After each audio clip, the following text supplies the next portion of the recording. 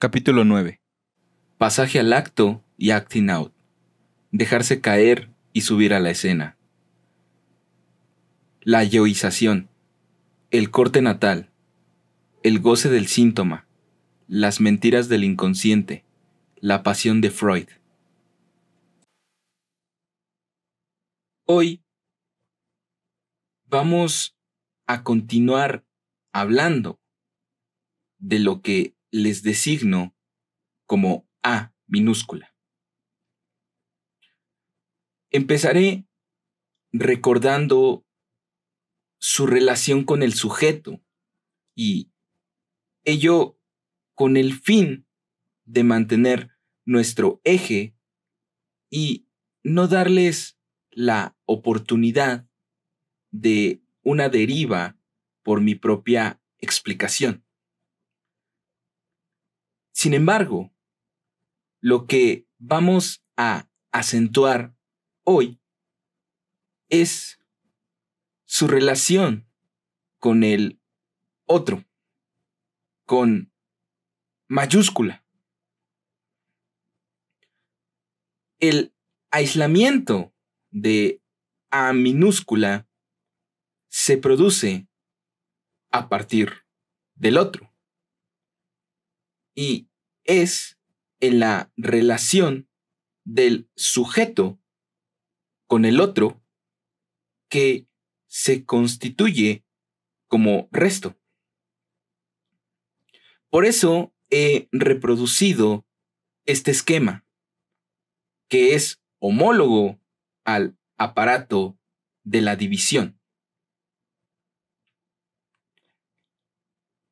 Arriba de todo, a la derecha, el sujeto, en tanto que en nuestra dialéctica tiene su punto de partida en la función del significante. Es el sujeto hipotético en el origen de dicha dialéctica. El sujeto tachado, por su parte, único sujeto al que accede nuestra experiencia, se constituye en el lugar del otro como marca del significante. Inversamente, toda la existencia del otro queda suspendida de una garantía que falta. De ahí el otro tachado. Pero de esta operación hay un resto. Es el A minúscula. La última vez, a partir del caso de homosexualidad femenina, ejemplo no único, puesto que se perfilaba detrás de Dora, he hecho surgir ante ustedes una característica estructural de la relación del sujeto con el A minúscula. A esta posibilidad esencial, a esta relación que se puede llamar universal, puesto que a todos los niveles la reencontrarán ustedes en lo que al A minúscula respecta, y tal es su connotación más característica, puesto que está ligada precisamente a la función de resto, la llamé con un término tomado del vocabulario de Freud, a propósito del pasaje al acto que le plantea su caso de homosexualidad femenina, el dejar caer, el niederkommen lassen. Ahora bien, recordarán ustedes, sin duda, que terminé con la observación de que, extrañamente, fue un dejar caer, igual que lo que había marcado la respuesta del propio Freud a una dificultad ejemplar del caso. En todo lo que Freud nos ha testimoniado sobre su acción, sobre su conducta, sobre su experiencia, dejar caer es único y al mismo tiempo en su texto es tan manifiesto, hasta provocador, que para algunos se vuelve casi invisible al leerlo.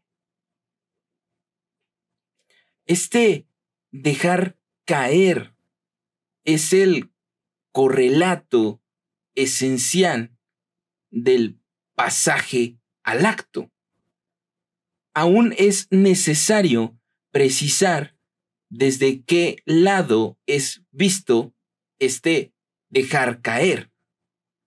Es visto precisamente del lado del sujeto. Si ustedes quieren referirse a la fórmula del fantasma, el pasaje al acto está del lado del sujeto, en tanto que aparece borrado al máximo por la barra.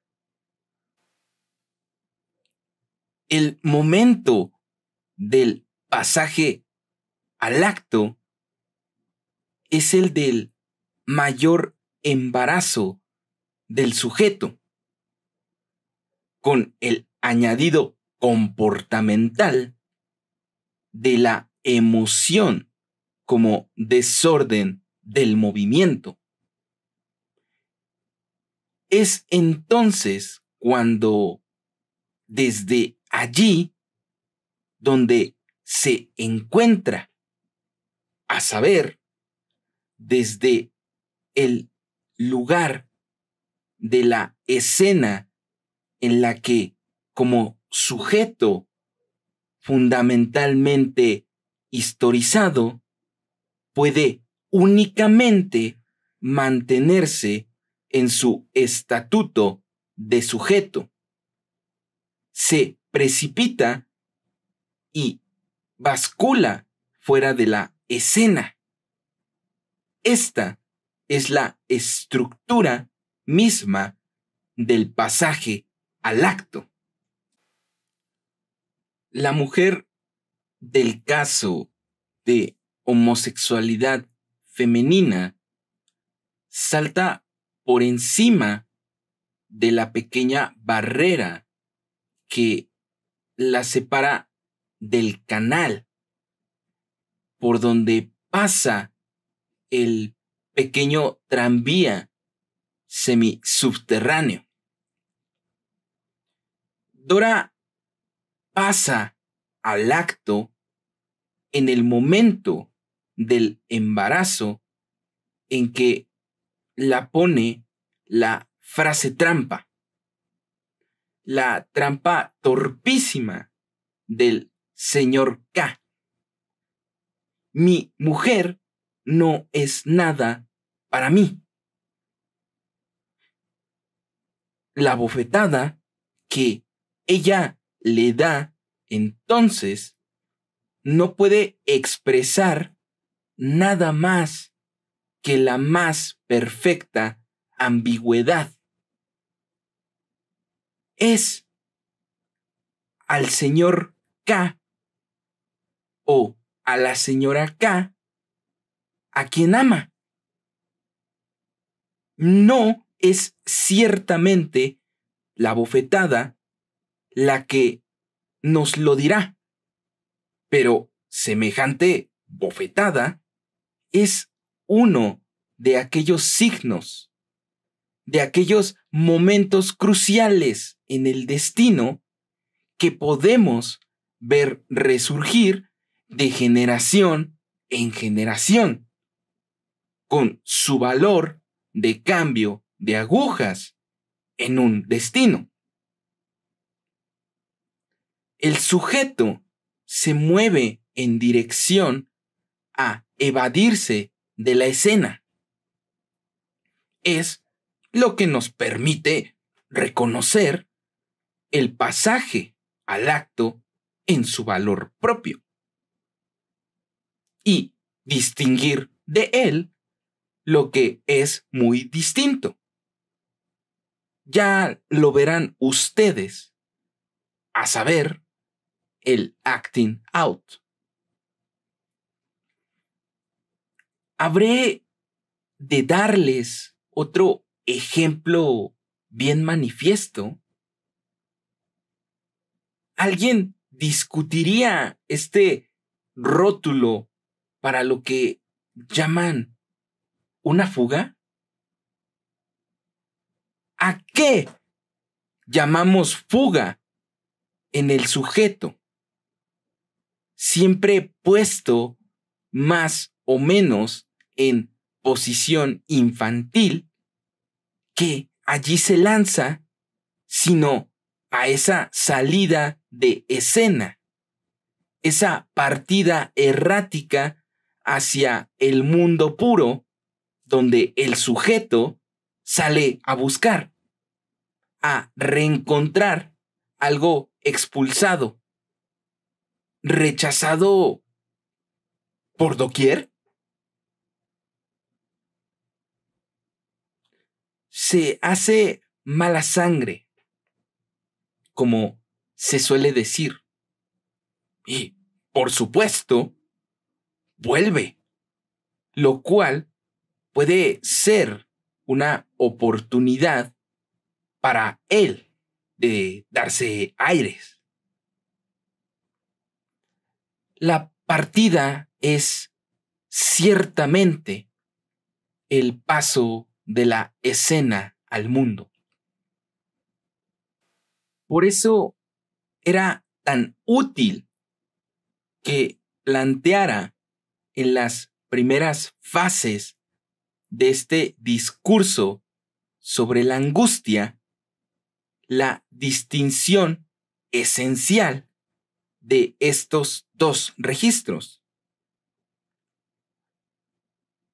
Por una parte, el mundo, el lugar donde lo real se precipita, y por otra parte, la escena del otro, donde el hombre como sujeto tiene que constituirse, ocupar su lugar como portador de la palabra, pero no puede ser su portador sino en una estructura que, por más verídica que se presente, es estructura de ficción.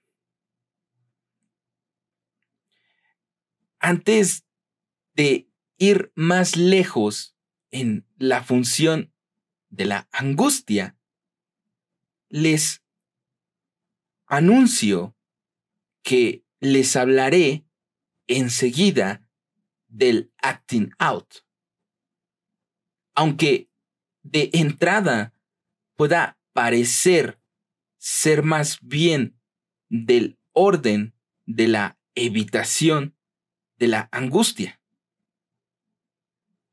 Por otra parte, extenderme ahora sobre este tema puede parecerles, sin duda, también un rodeo. Y un rodeo más no es un rodeo en exceso, pero observen que aquí no hacemos más que volver a encontrarnos con una interrogación que mi discurso ya había señalado al principio como esencial. A saber, si la angustia no es entre el sujeto y el otro, un modo de comunicación tan absoluto que podemos preguntarnos si no es, hablando con propiedad, común a ambos.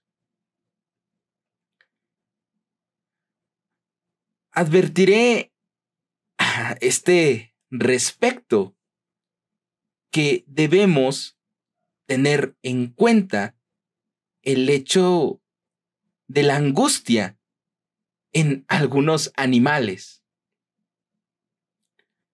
Este es uno de los aspectos que nos plantea más dificultades, pero que debemos preservar y que ningún discurso sobre la angustia puede desconocer. Dejo aquí para volver a encontrarla más tarde una pequeña marca, una piedra blanca. ¿Cómo podemos estar tan seguros de un sentimiento en un animal? Ahora bien, la angustia es el único sentimiento del que no podemos dudar que se encuentre en el animal. Encontramos allí, bajo una forma exterior, aquel carácter que he indicado que comporta la angustia de ser lo que no engaña. Una vez planteado el gráfico de lo que espero recorrer hoy, empiezo haciendo algunas observaciones para refrescar la memoria. El último pensamiento de Freud nos indica que la angustia es señal en el yo. Si esta señal se encuentra en el yo, debe estar en algún lugar del yo ideal. Creo haber esbozado suficientemente para ustedes que debe estar en X minúscula en el esquema. Esta señal es un fenómeno de borde en el campo imaginario del yo. El término borde es legítimo, pues se apoya en la afirmación del propio Freud, según la cual el yo es una superficie. Incluso añade la proyección de una superficie. Lo recordé en su momento. Digamos, pues, que es un color, término cuyo empleo metafórico justificaré más adelante. Este color se produce en el borde de la superficie especular y prima. Inversión, ella misma, en tanto que especular de la superficie real. Y el yo ideal es la función mediante la cual el yo es constituido por la serie de sus identificaciones con ciertos objetos, aquellos a propósito de los cuales Freud destaca en Das Ich und das Es, un problema que lo deja perplejo, la ambigüedad entre la identificación y el amor. No nos sorprenderá, pues, que por nuestra parte solo podamos abordarla ayudándonos con fórmulas que ponen a prueba el estatuto mismo de nuestra propia subjetividad en el discurso. Entiéndase en el discurso docto o enseñante. La ambigüedad de la que se trata designa la relación que desde hace tiempo he destacado ante ustedes, la relación entre el ser y el tener. Uno de los puntos de referencia que se destacan en la obra de Freud es la identificación que se encuentra esencialmente al principio del duelo. Por ejemplo, como A minúscula, objeto de la identificación, es también A minúscula, objeto del amor. En la medida en que arranca metafóricamente el amante, para emplear el término medieval y tradicional del estatuto bajo el cual se presenta el de amable, eromenos, para convertirlo en erastes, sujeto de la falta. Aquello por lo que se constituye propiamente en el amor. Es lo que le da, por así decir, el instrumento del amor en la medida en que se ama, que se es amante con lo que no se tiene. Si A minúscula se llama A minúscula en nuestro discurso, no es tan solo por esta función de identidad algebraica de la letra que predicamos el otro día, sino, para decirlo humorísticamente, porque es lo que ya no se tiene. Por eso este A minúscula, que en el amor ya no se tiene, se le puede reencontrar por vía regresiva en la identificación en forma de identificación con el ser. Por eso Freud califica exactamente con el término regresión el paso del amor a la identificación. Pero en esta regresión, A minúscula permanece como lo que es: instrumento.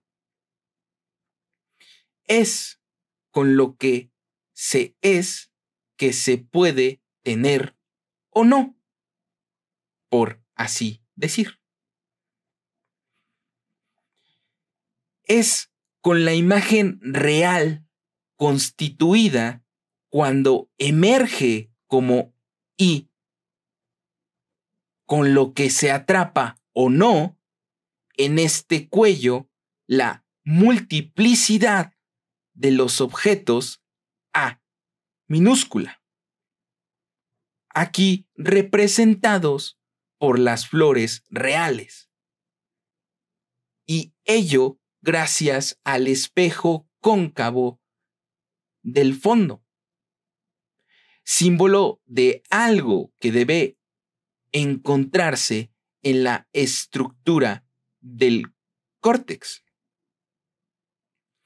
fundamento de cierta relación del hombre con la imagen de su cuerpo y con los distintos objetos constituibles de dicho cuerpo, con los pedazos del cuerpo original captados o no en el momento en que I tiene la ocasión de constituirse. Antes del estadio del espejo, lo que será I se encuentra en el desorden de los A minúscula, que todavía no es cuestión de tenerlos o no tenerlos. Este es el verdadero sentido, el sentido más profundo a darle al término autoerotismo. Le falta a uno el sí mismo, por así decir, por completo. No es el mundo exterior lo que le falta a uno, como se suele decir impropiamente, sino uno mismo.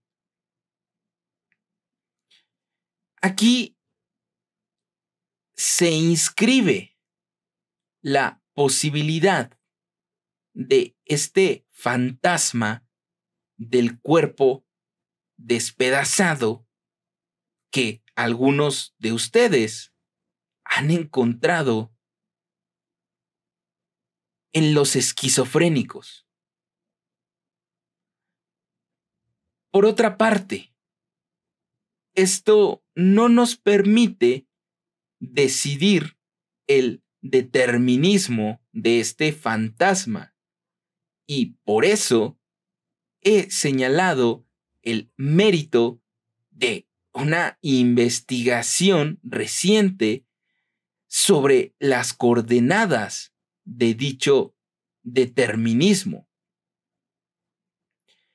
Esta investigación no pretendía en absoluto agotar el tema, pero connotaba uno de sus rasgos observando estrictamente y nada más lo que la madre del esquizofrénico articula de aquello que había sido para ella su hijo en el momento en que se encontraba en su vientre. Nada más que un cuerpo inversamente cómodo o molesto. O sea, la subjetivación de A minúscula como puro real.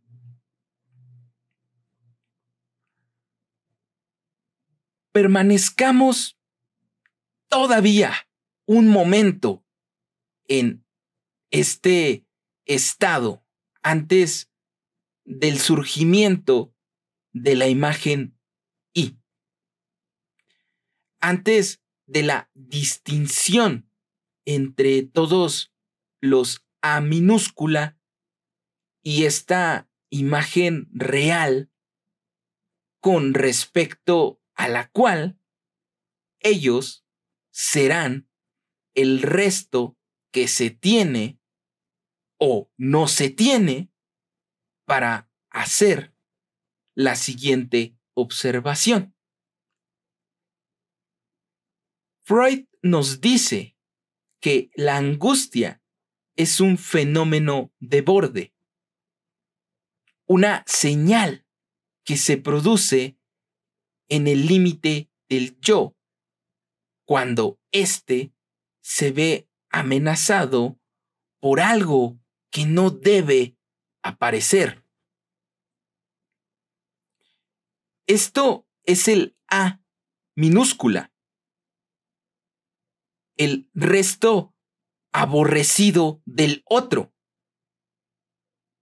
¿A qué se debe que el movimiento de la reflexión y los carriles de la experiencia hayan llevado a los analistas Rank en primer lugar y Freud siguiéndole en este punto a encontrar el origen de la angustia en el nivel pre-especular y pre-autoerótico del nacimiento, donde a nadie en el concierto analítico se le ha ocurrido hablar de la constitución de un yo.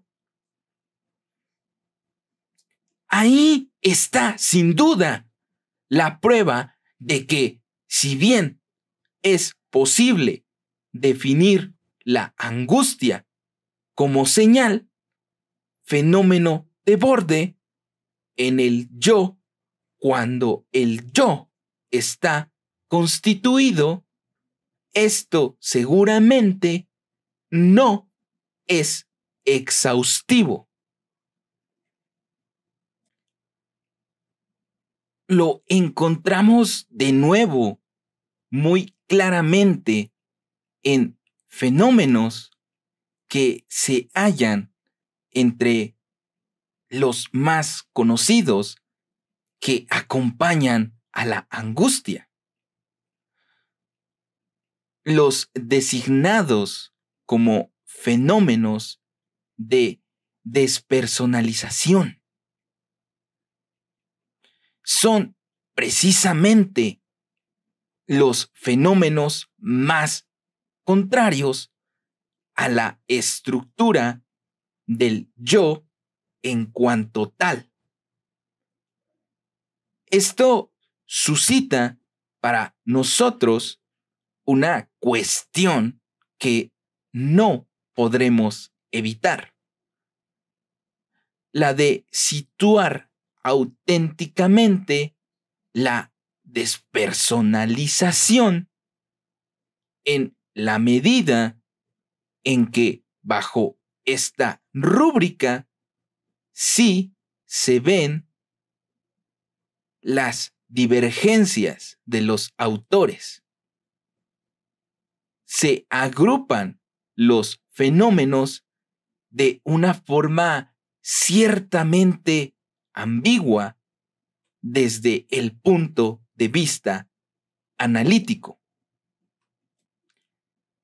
Es conocido el lugar que la despersonalización ha ocupado en ciertas observaciones propias de uno o varios autores de la escuela francesa a quienes ya he tenido que referirme.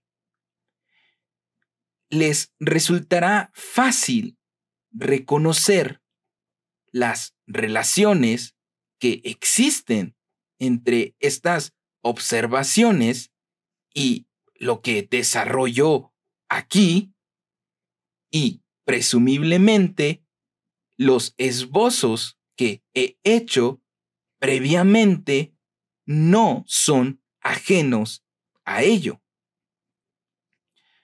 La noción de distancia es, en efecto, casi patente en este esquema donde siempre he señalado la distancia que era necesaria con respecto al espejo para darle al sujeto aquel alejamiento de sí mismo que la dimensión especular le ofrece.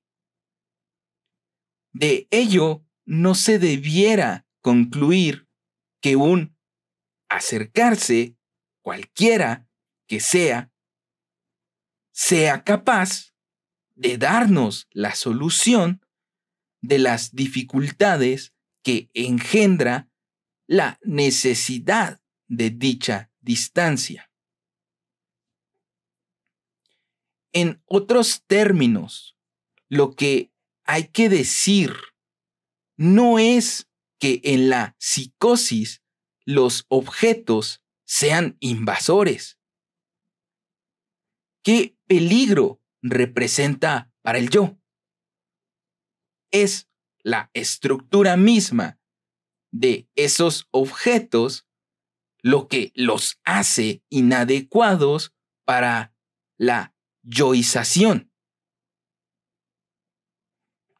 Es lo que traté de hacerles captar sirviéndome de lo que pueden ustedes llamar metáforas, si quieren, topológicas. Pero creo que esto va más lejos. En la medida en que éstas introducen la posibilidad de una forma no especularizable en la estructura de algunos de dichos objetos. Fenomenológicamente parece obvio que la despersonalización empieza con el no reconocimiento de la imagen especular. Todos saben hasta qué punto este hecho es palpable en la clínica y con qué frecuencia es al no reconocerse en el espejo o cualquier cosa análoga cuando el sujeto empieza a ser presa de la vacilación despersonalizante. Pero esta fórmula que da cuenta del hecho no deja de ser insuficiente.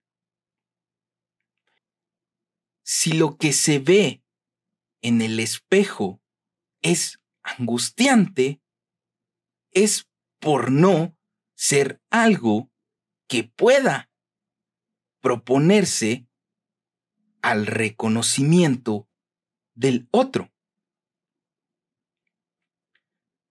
Basta con referirse a aquel momento que señalé como característico de la experiencia del espejo y paradigmática de la constitución del yo ideal en el espacio del otro. Aquel momento en que el niño vuelve la cabeza con el movimiento familiar que les he descrito hacia ese otro, ese testimonio, ese adulto que está ahí detrás de él para comunicarle con su sonrisa, con las manifestaciones de su júbilo, digamos algo que lo hace comunicarse con la imagen especular. Si la relación que se establece con la imagen especular es tal que el sujeto está demasiado atrapado en la imagen para que este movimiento sea posible. Es que la relación dual pura lo desposee de su relación con el otro con mayúscula. Por otra parte, el sentimiento de desposesión fue perfectamente señalado por los clínicos en la psicosis. En ella la especularización es extraña. Odds, como dicen los ingleses, impar, fuera de simetría. Es el orla de Maupassant, el fuera del espacio, en la medida en que el espacio es la dimensión de lo que se puede superponer.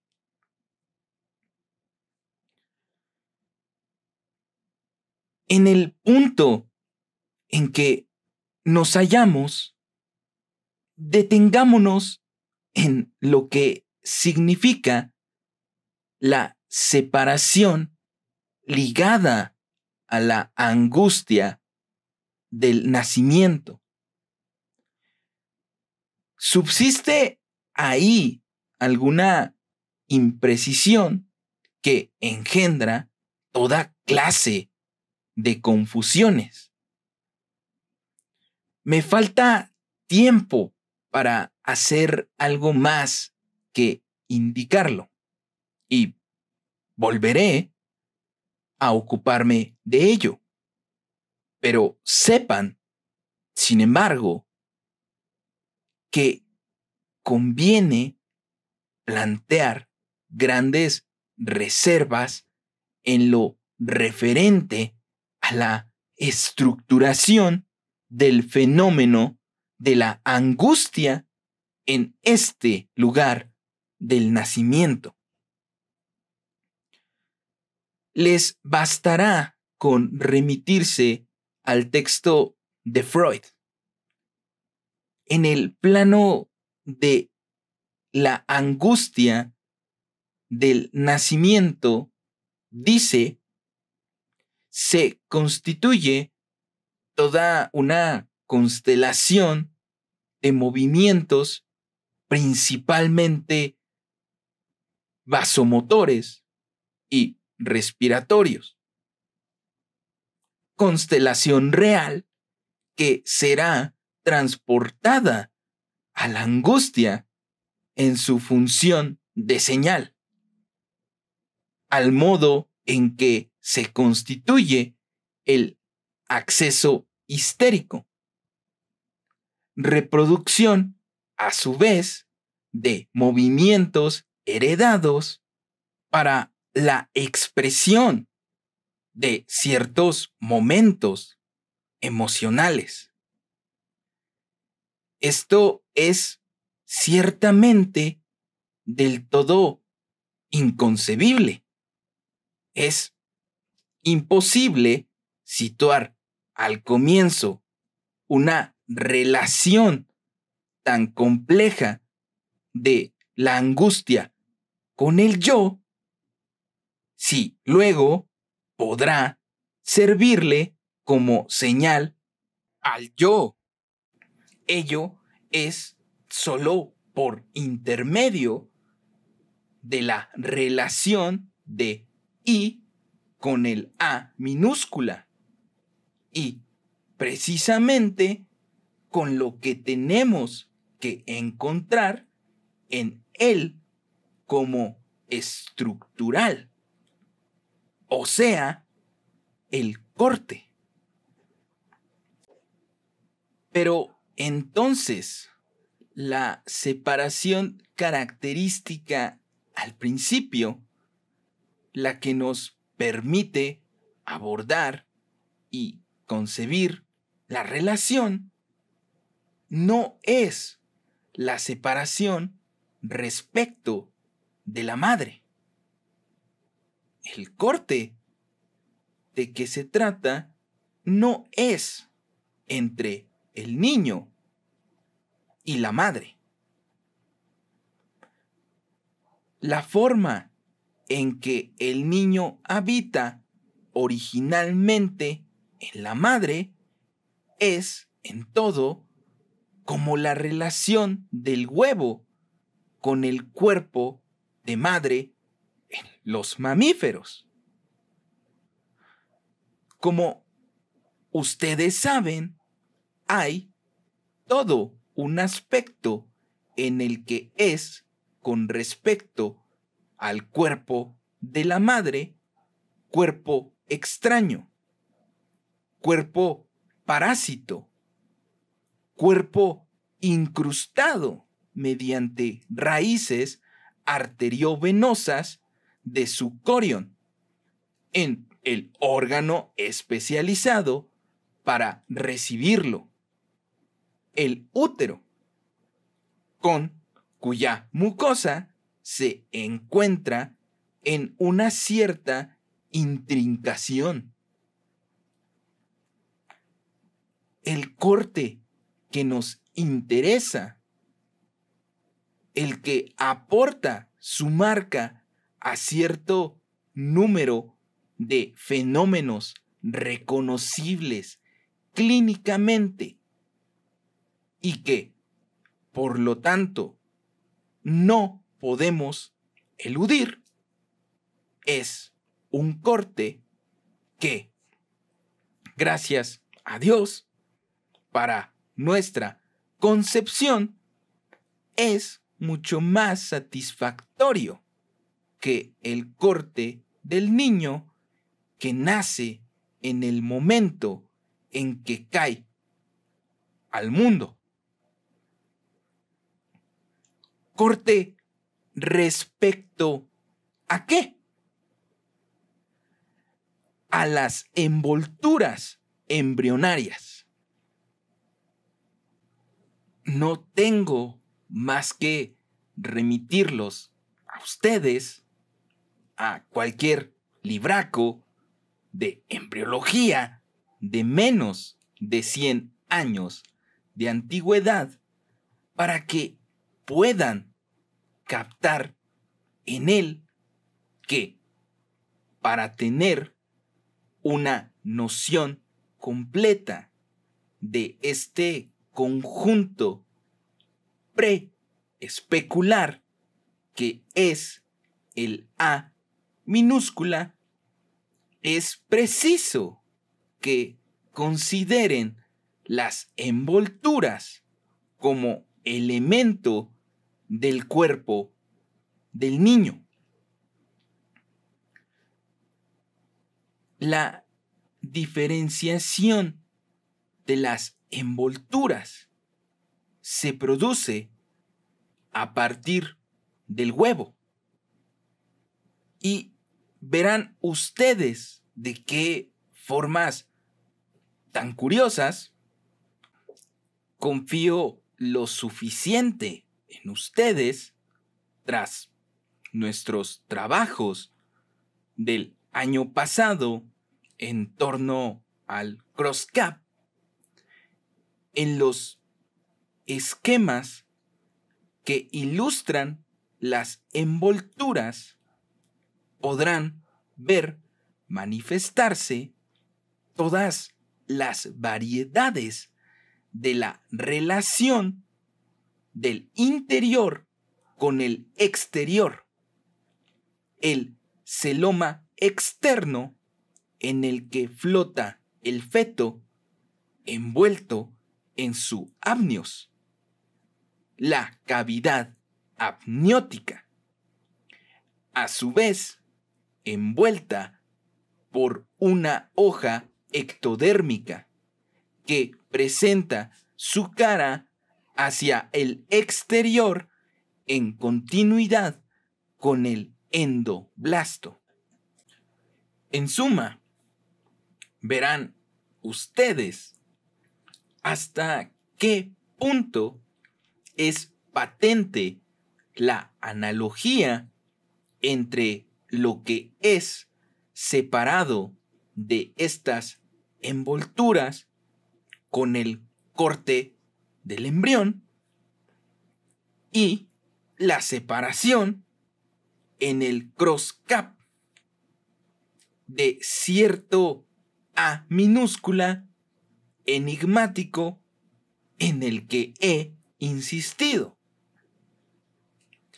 Si luego volvemos a encontrarnos con esta analogía, creo que ya la habré introducido hoy lo suficiente para hacérnoslo más fácil.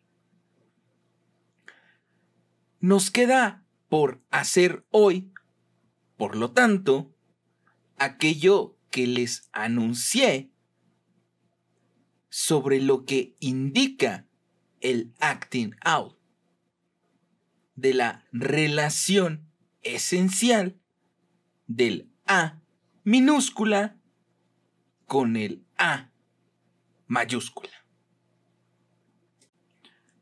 Todo lo que es acting out debe oponerse al pasaje, al acto. Se presenta con ciertas características que nos permitirán aislarlo. La relación profunda, necesaria, del acting out con el A minúscula, ahí es donde quiero llevarlos. En cierto modo de la mano, sin dejarlos caer.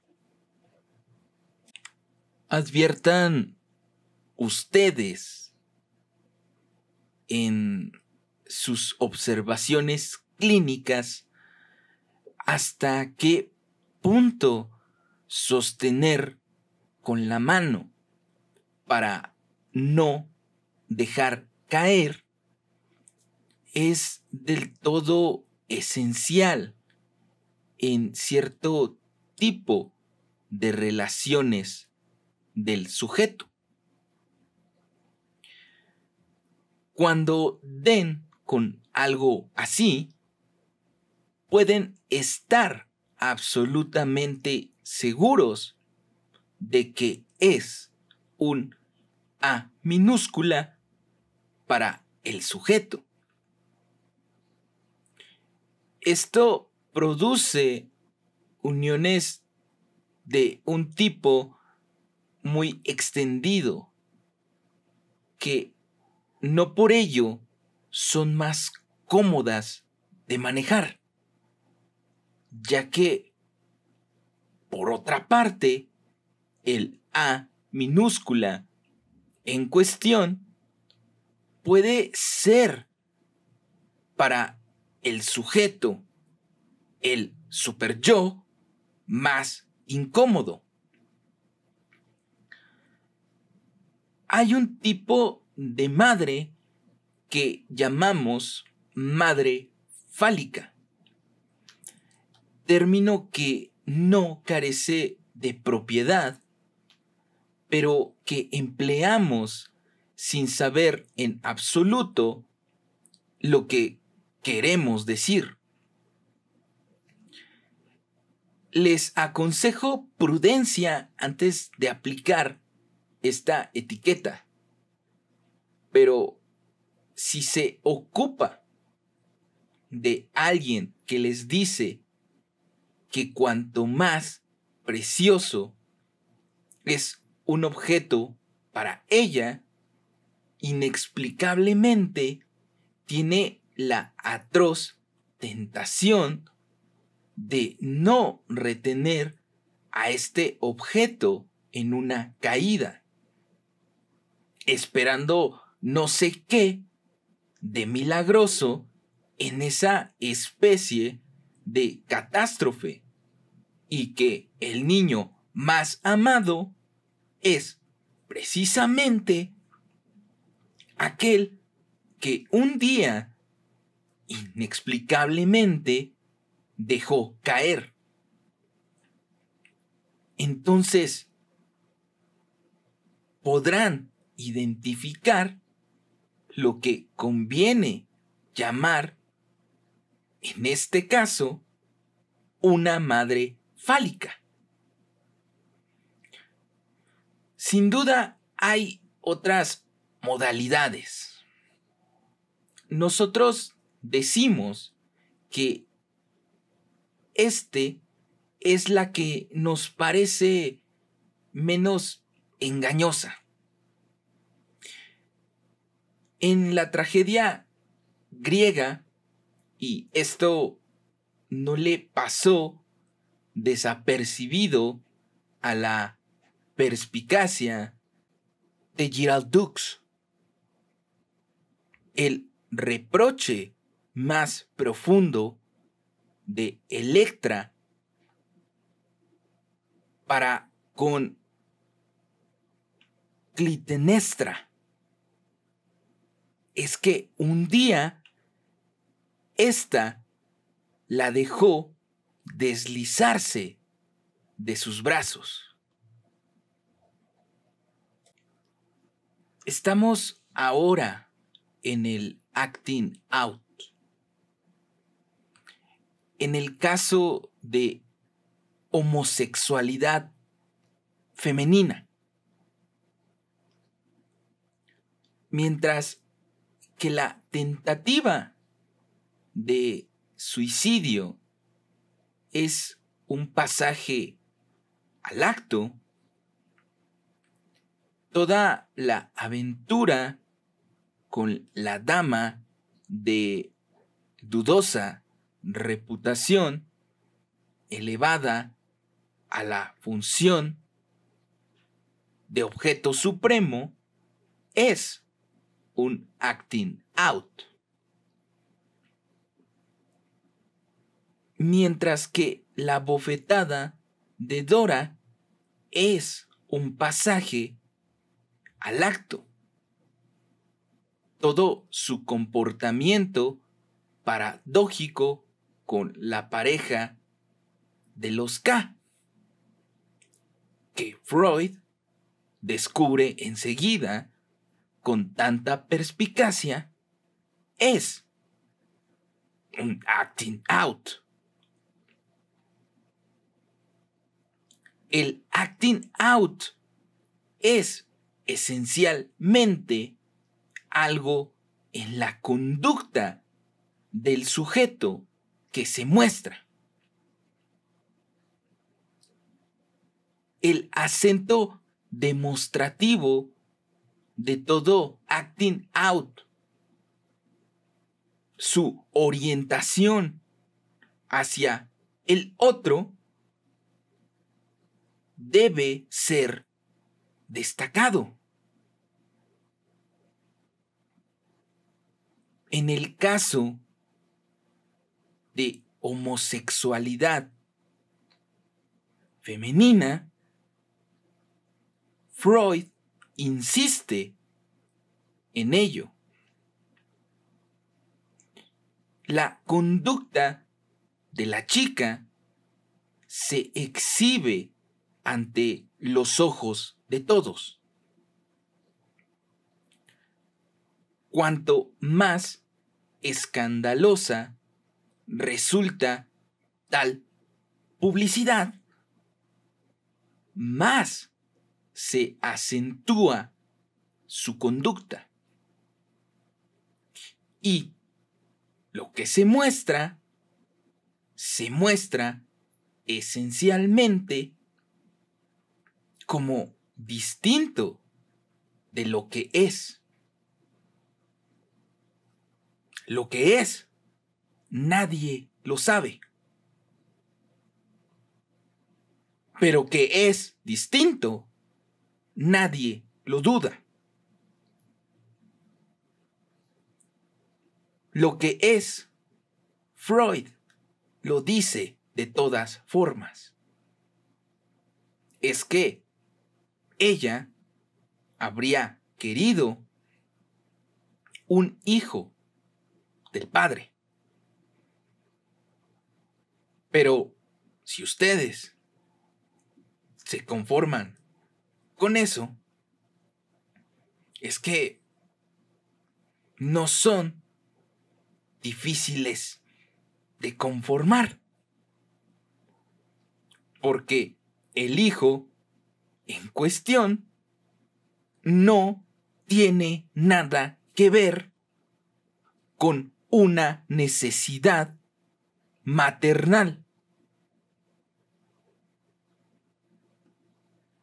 Por eso quería, por lo menos, indicarles que, contrariamente a todo ese deslizamiento del pensamiento analítico, conviene poner la relación del niño con la madre en una posición de algún modo lateral respecto a la corriente principal de la elucidación del deseo inconsciente, en lo que podemos captar, al menos por su incidencia económica, hay en la relación normal de la madre con el niño algo pleno, redondo, cerrado, algo tan completo como en la fase de gestación,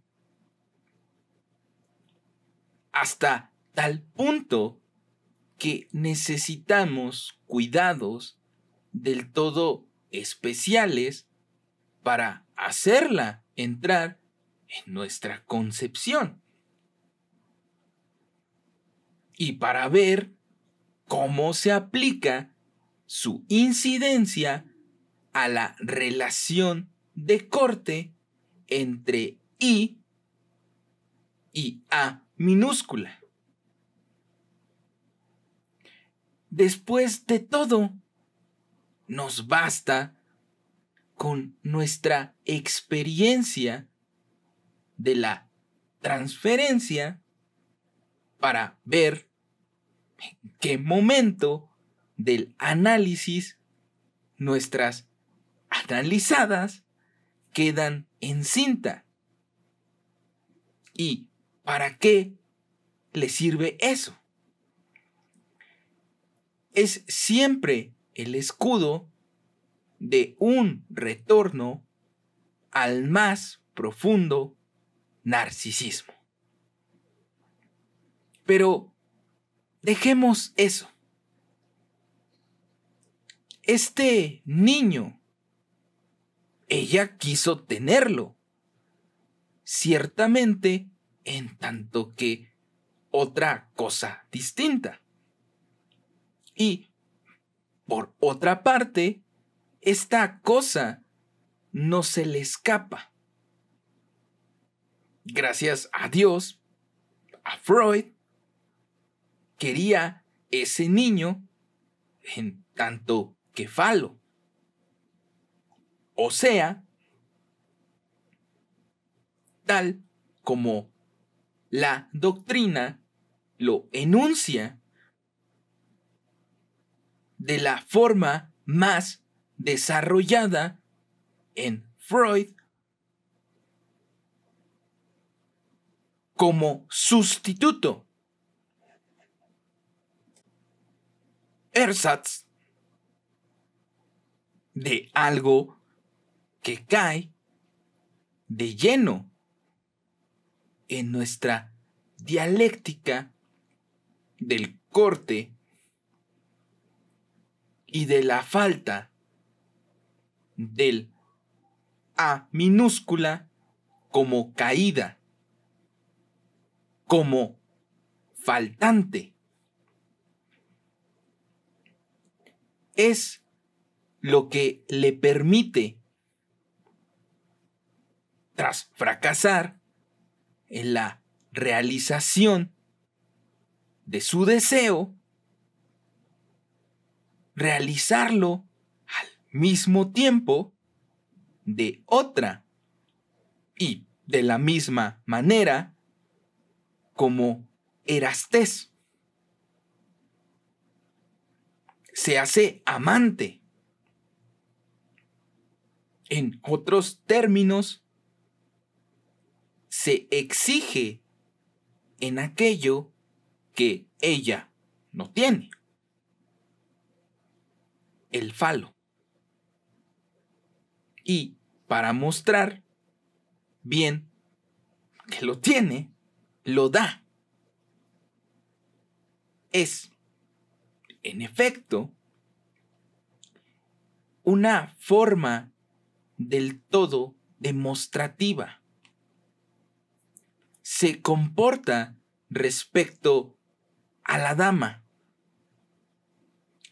Nos dice Freud como un caballero que la sirve, como un hombre, como aquel que puede darle en sacrificio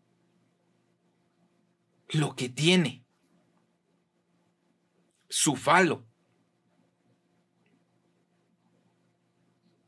Entonces, combinemos los dos términos, el del mostrar o demostrar y el del deseo,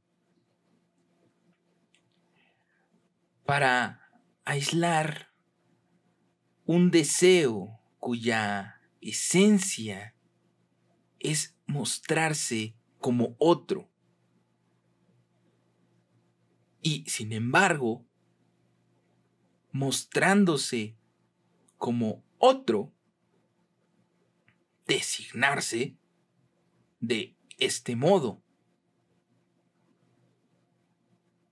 En el acting out diremos pues que el deseo, para afirmarse como verdad, se adentra en una vía en la que solo lo consigue, sin duda, de un modo que llamaríamos singular. Si no supiéramos ya por nuestro trabajo aquí que la verdad no es de la naturaleza del deseo. Si recordamos la fórmula de acuerdo con la cual el deseo no es articulable, aunque esté articulado, nos sorprenderá menos el fenómeno ante el cual nos encontramos. Les he dado un eslabón más. Está articulado objetivamente, articulado con este objeto que la última vez llamé objeto causa del deseo.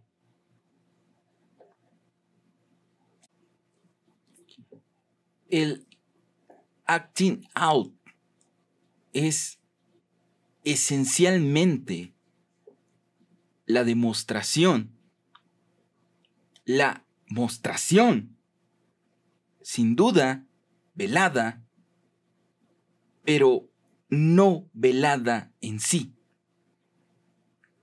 Solo está velada para nosotros, como sujetos del acting out.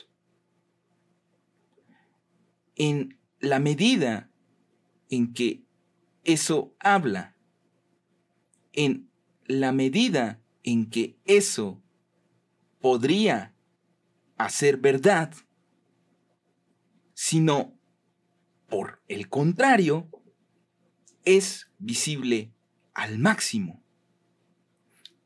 Y por ese mismo motivo, en un determinado registro, es invisible al mostrar su causa. Lo esencial de lo que es mostrado es aquel resto, su caída, lo que cae en ese asunto.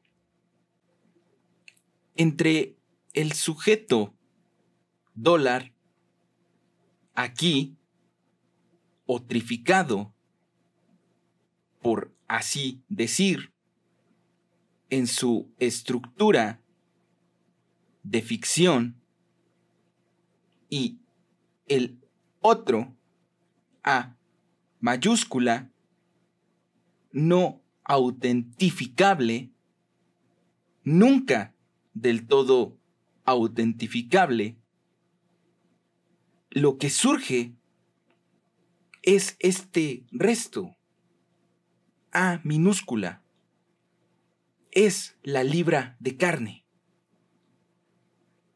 lo cual significa que se pueden tomar todos los préstamos que se quiera para tapar los agujeros del deseo, como los de la melancolía. Ahí está el judío que sabe un montón sobre el balance de las cuentas y que al final demanda la libra de carne. Creo que ustedes saben lo que estoy citando. Este es el rasgo que siempre encuentran ustedes en lo que es acting out. Recuerden lo que resulta que escribí en mi informe sobre la dirección de la cura, acerca de la observación de Ernst Christ a propósito del caso de plagio. Christ, como ha tomado una determinada vía que quizás deberemos nombrar, quiere reducir a su paciente con los medios de la verdad. Le muestra de la forma más irrefutable que no es plagiario. Ha leído su libro. Su libro es bello y claramente original. Por el contrario, son los otros quienes le han copiado. El sujeto no lo puede discutir, pero le importa un rábano. Cuando sale, ¿qué hará? Como ustedes saben, creo que hay, de todas formas, algunas personas, una mayoría, que leen de vez en cuando lo que escribo. Se va a comer sesos frescos. No estoy recordándoles el mecanismo del caso. Les enseño a reconocer un acting out y lo que esto quiere decir. O sea, lo que yo, que les designo como el A minúscula o la libra de carne. Con los sesos frescos, el paciente simplemente le da una señal a Chris. Todo lo que usted dice es cierto, solo que deja intocado el problema. Quedan los sesos frescos. Para mostrárselo bien, al salir de aquí, iré a comerlos y se lo contaré en la próxima sesión. Insisto, en estas cuestiones es imprescindible ir despacio. Me dirán ustedes, en fin, soy yo quien hace las preguntas y da las respuestas. Podrían decirme si no lo he destacado suficientemente. ¿Qué tiene eso de original? Ese acting out y esa demostración de aquel deseo ignorado. El síntoma es parecido. El acting out es un síntoma. El síntoma también se muestra como distinto de lo que es. Lo demuestra el hecho de que debe ser interpretado. Bueno, pongamos pues los puntos sobre las íes. Como ustedes saben, el síntoma no puede ser interpretado directamente. Se necesita la transferencia, o sea, la introducción del otro. Quizá todavía no lo captan ustedes bien. Y me dicen, bien, si esto es lo que está diciendo usted del acting out, no forma parte esencial de la naturaleza del síntoma que deba ser interpretado. No llama a la interpretación como lo hace el acting out, contrariamente a lo que podrían ustedes creer. Hay que decir, por otra parte, que el acting out llama a la interpretación. Pero la cuestión es ciertamente saber si esta es posible. Les mostraré que sí, pero plantea dudas, tanto en la práctica como en la teoría analíticas. Tratándose del síntoma, está claro que la interpretación es posible, pero con una determinada condición añadida, a saber, que la transferencia esté establecida. En su naturaleza, el síntoma no es como el acting out, que llama a la interpretación, puesto que demasiado a menudo se lo olvida. Lo que el análisis descubre en el síntoma es que el síntoma no es llamada al otro. No es lo que muestra al otro. El síntoma, en su naturaleza, es goce. No lo olviden. Goce revestido. Sin duda, unterblieben, befriedigung. No los necesita a ustedes como el acting out se basta a sí mismo. Es del orden de lo que les enseñé a distinguir del deseo como goce.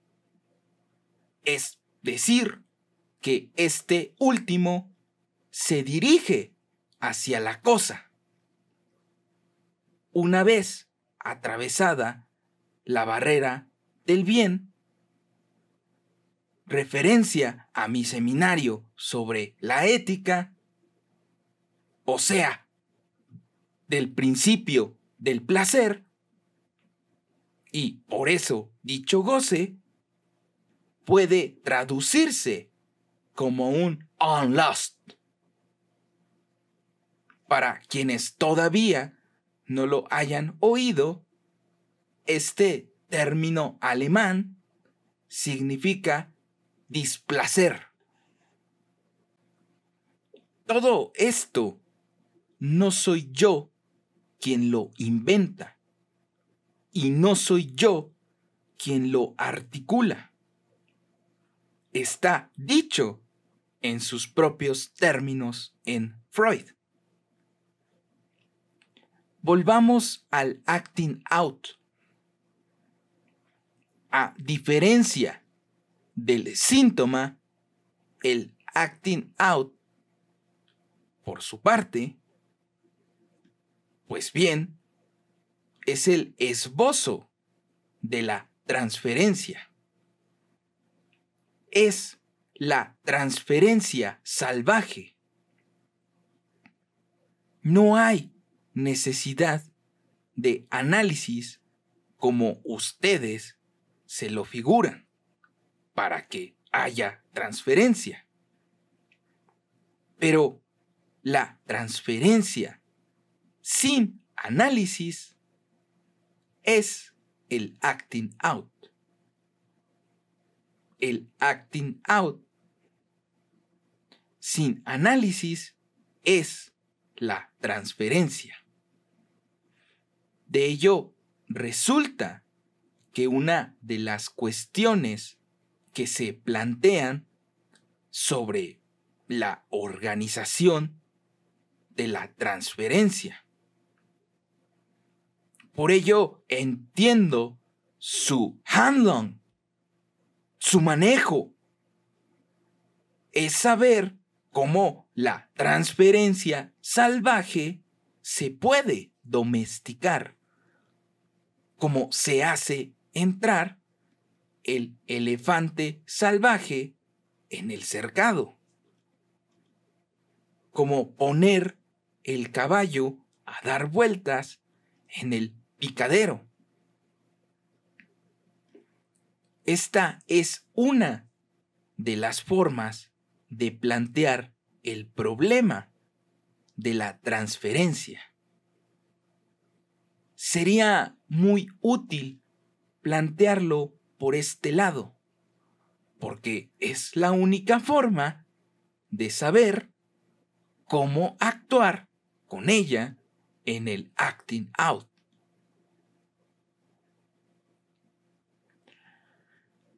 A las personas que desde ahora se interesen por el acting out, les señalo la existencia en el Psychoanalytic Quarterly del artículo de Phyllis Greenacre, General Problems of Acting Out. Está en el número 4 del volumen 19 de 1950. Así que no es inhallable. Es un artículo bien interesante en muchos aspectos, pero también es, para mí, evocador de un recuerdo. Era en la época, una decena de años atrás, en la que habíamos recibido la visita de algunos inspectores. Phyllis Greenacre, que formaba parte de ellos, me proporcionó la ocasión de observar un bello acting out, a saber, la masturbación frenética a la que se entregó frente a mí de una pequeña pescadora de mejillones, Netsuke, japonés, que estaba en mi posesión y a la que todavía le quedan marcas. Me refiero a este objeto. Debo decir también que su visita me proporcionó la ocasión de una conversación muy agradable, mucho mejor que la que tuve con la señora Lamb de Groot, la cual estuvo, por su parte, escándida por diversos pasajes al acto, como saltos que casi la hacían llegar al techo. Bajo, hay que decirlo, de mi despacho. Encontramos, pues, en el artículo General Problems of Acting Out, observaciones muy pertinentes. Aunque lo verán ustedes, quienes lo lean, ganan mucho si se esclarecen con las líneas originales que trato de trazar ante ustedes.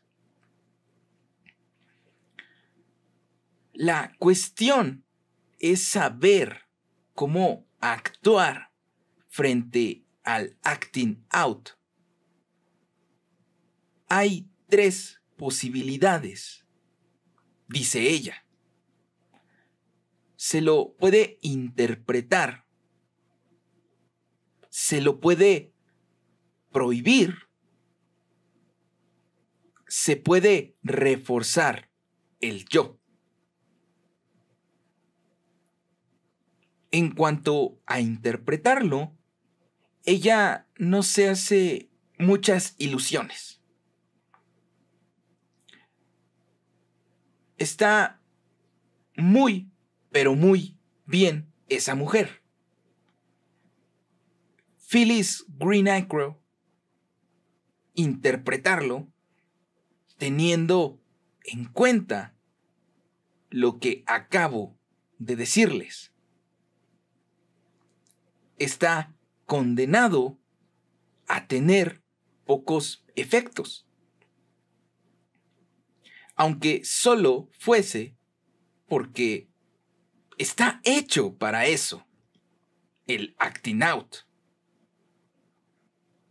Cuando examinen la cosa de cerca, la mayoría de las veces advertirán que el sujeto sabe perfectamente que lo que hace en el acting out es para ofrecerse a la interpretación de ustedes. Pero bueno, no es el sentido, sea cual sea, de lo que interpretan ustedes lo que cuenta, sino el resto. Entonces, por esta vez, al menos si no se añade algo, esto es un callejón sin salida. Es muy interesante dedicar un tiempo a escandir las hipótesis. Prohibirlo, naturalmente, hace sonreír hasta a la propia autora, quien dice, de todas formas, se pueden hacer muchas cosas. Pero decirle al sujeto nada de acting out, he aquí algo bien difícil. A nadie se le ocurre, por otra parte, sea como sea, se observa a este respecto que siempre hay prohibiciones perjudiciales en el análisis. De hecho, se prohíbe mucho más de lo que se cree. Se hacen muchas cosas, evidentemente, para evitar los acting out en sesión. Además, también se les dice a los pacientes que no tomen decisiones esenciales para su existencia durante el análisis. Es un hecho que allí donde tenemos influencia, existe cierta relación con lo que se puede llamar peligro, ya sea para el sujeto, ya sea para el analista. ¿Por qué se hace todo esto? Esencialmente para ilustrar lo que digo. Porque somos médicos y porque somos buenos. Como dice alguien que ya no recuerdo, uno no quiere que el paciente que viene a ponerse en nuestras manos se haga pupa. Y lo más fuerte de todo es que a veces lo conseguimos. Que se hable del acting out es, con todo, señal de que se impiden muchos de ellos. Es de esto lo que habla la señora Greenacre cuando dice que hay que dejar que se establezca más sólidamente una verdadera transferencia. Quisiera hacerles advertir en este punto cierto aspecto del análisis que no se suele ver. Su aspecto de seguro de accidente, seguro de enfermedad.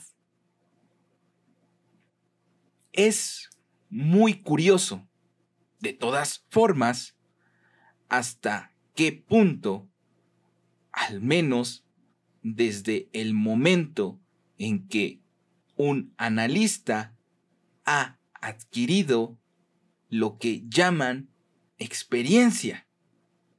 O sea, todo aquello que en su propia actitud a menudo ignora.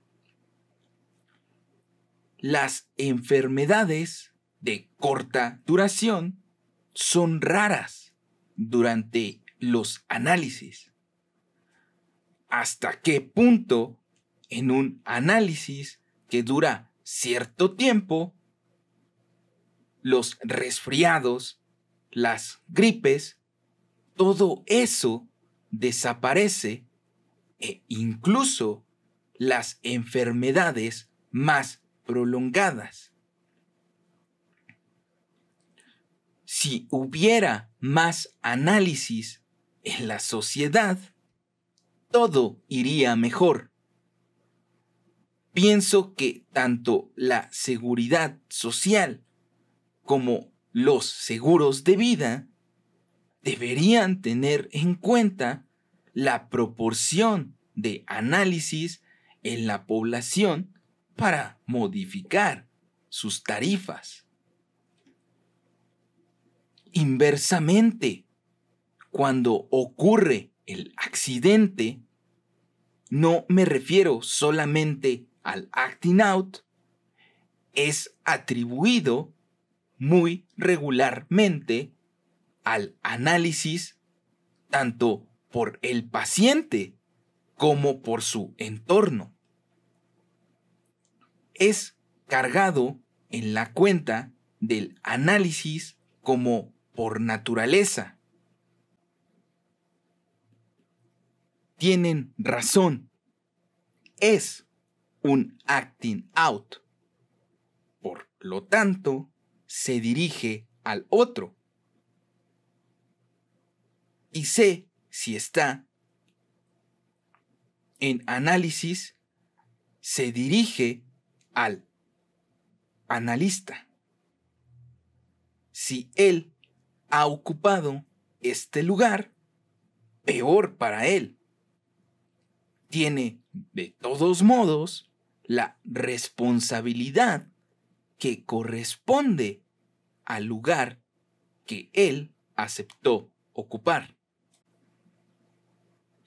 Estas cuestiones son quizás para aclararles lo que les quiero decir cuando hablo del deseo del analista y cuando me pregunto por él. Pero no voy a preguntarme qué hizo que se decantara hacia un reforzamiento del yo. Tercera de las hipótesis. La cuestión de cómo domesticamos la transferencia, puesto que ya me han oído decir que no es cosa nada simple. Tampoco voy a detenerme para decir aquello a lo que siempre me he opuesto, porque, como lo reconocen los mismos que tomaron esa vía, hace mucho más de un decenio, más exactamente hace tantos decenios, que ahora ya se empieza a hablar menos de ello. Se trata de conducir al sujeto a la identificación. Esto se reconoce en toda una literatura.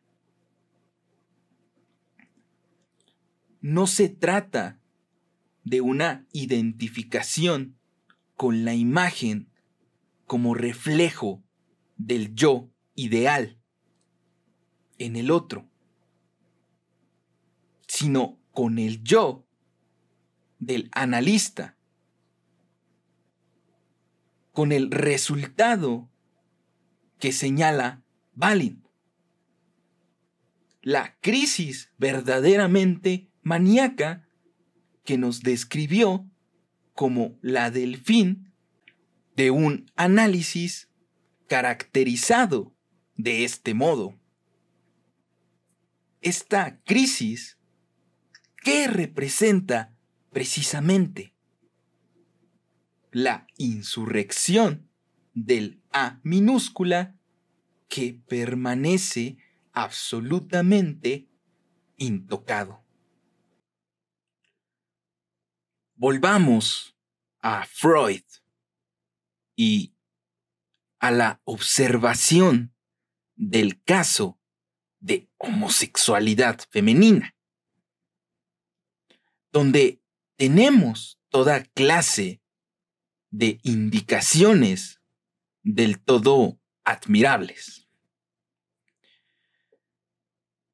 Al mismo tiempo que dice que nada indica en este caso que se produzca lo que se llama transferencia, señala que tampoco se trata de detenerse ni un instante en la hipótesis de que no hay transferencia. Ahí se muestra no sé qué punta ciega en su posición, porque esto es claramente desconocer lo que ocurre con la relación de transferencia. E incluso lo encontramos expresamente formulado en el discurso del propio Freud sobre el caso. Esta paciente, la cosa está articulada así, le mentía en sueños. Así es como Freud caracteriza el caso. El precioso agalma de este discurso sobre la homosexualidad femenina es que Freud se queda pasmado ante este hecho.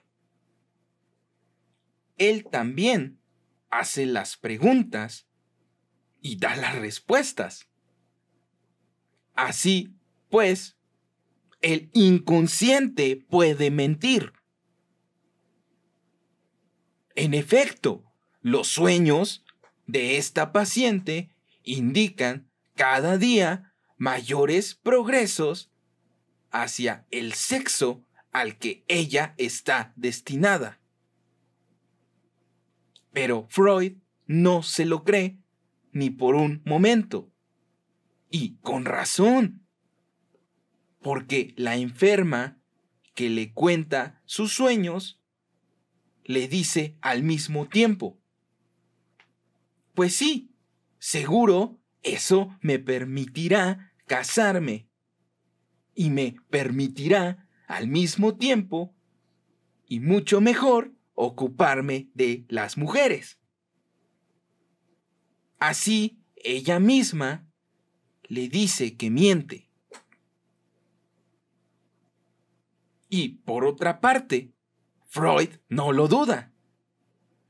De ahí, precisamente, la apariencia de que está ausente cualquier relación de transferencia. Entonces Freud se le plantea lo siguiente: pero entonces este inconsciente que tenemos la costumbre de considerar como lo más profundo, la verdad verdadera, puede engañarnos. Y todo su debate se centra en este sutra, la confianza en el inconsciente. Podemos mantenerla, dice,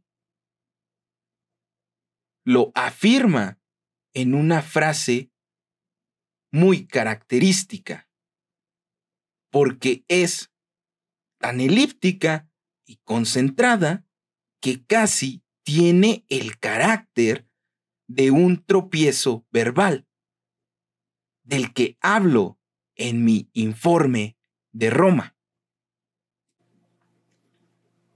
Les leeré la frase.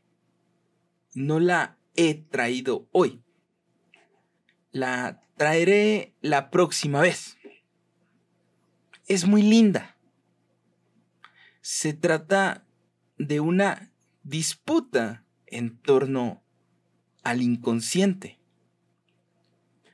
El inconsciente siempre merece confianza, dice.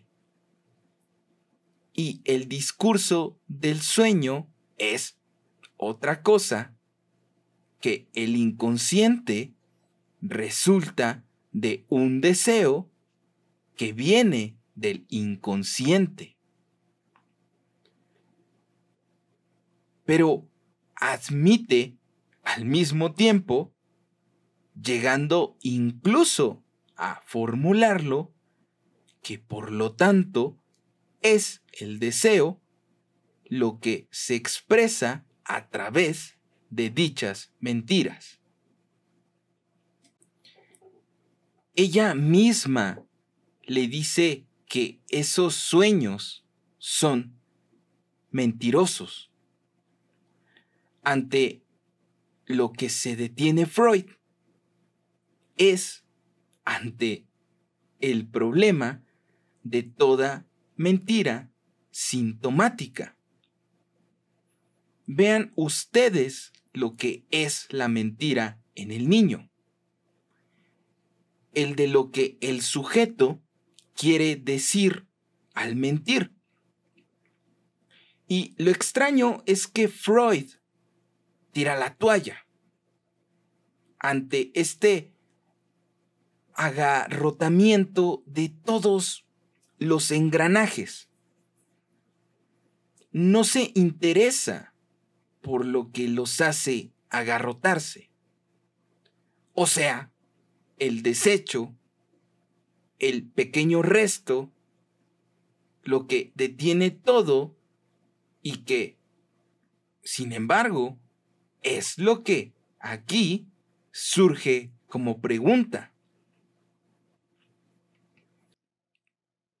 Sin saber qué es lo que le produce ese embarazo, Freud está conmovido, como él mismo lo pone de manifiesto, sin duda, ante esta amenaza a la fidelidad del inconsciente. Y entonces pasa al acto. Es el punto donde Freud se niega a ver en la verdad, que es su pasión, la estructura de ficción que está en su origen. Es el punto acerca del cual no ha meditado suficientemente. Ese que yo, hablando del fantasma, había destacado ante ustedes en un discurso reciente, a saber, la paradoja de Epiménides. El yo miento es perfectamente admisible en la medida en que aquello que miente es el deseo.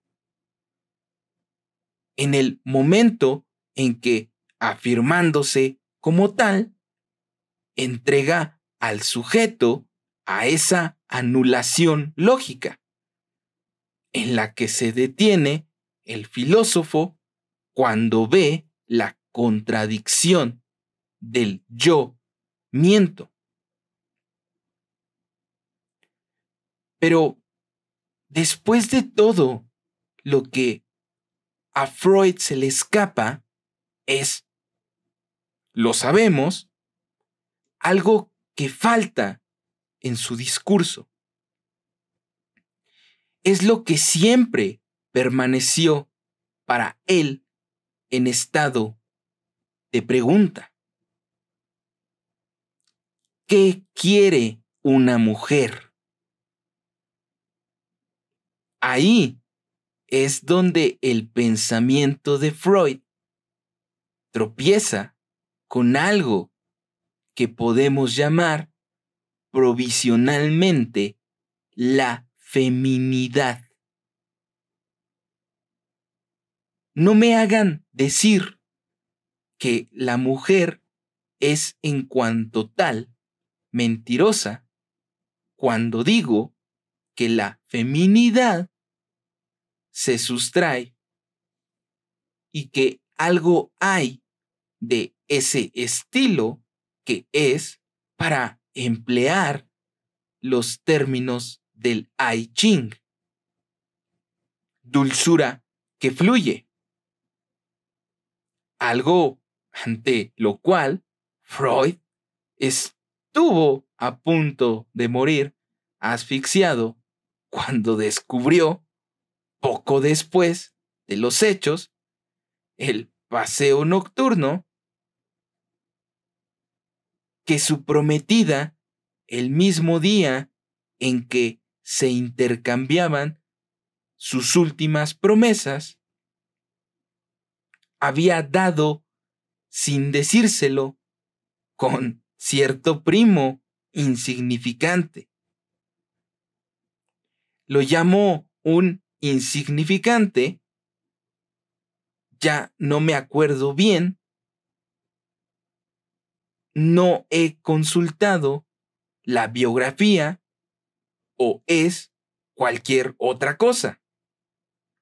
Es uno de esos pisaverdes con el porvenir, como dicen, asegurado. O sea, no tienen ninguno. Ahí está el punto ciego. Freud quiere que ella se lo diga todo. La mujer.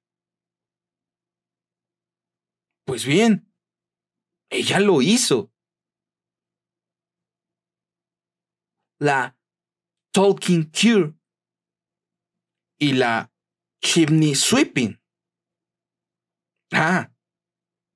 Fue un buen desollinamiento. Durante cierto tiempo, allí no se aburrieron. Lo importante era estar juntos en la misma chimenea. Solo que, al salir de ahí, se plantea una cuestión. Ya la conocen ustedes. La recordé al final de uno de mis artículos, tomada del Talmud. Tras salir juntos de una chimenea, ¿cuál de los dos se lavará?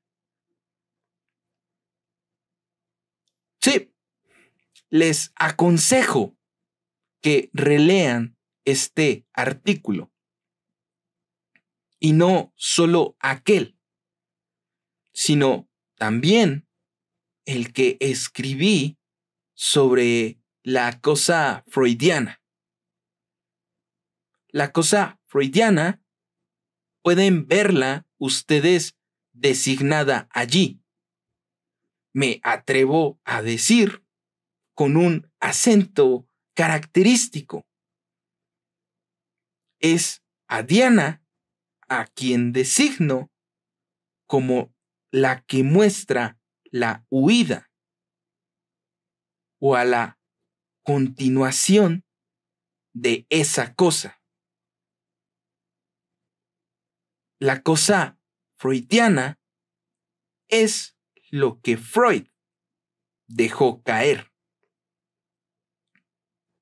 Pero ella continúa tras su muerte y es la que todavía se lleva toda la casa, que somos todos nosotros.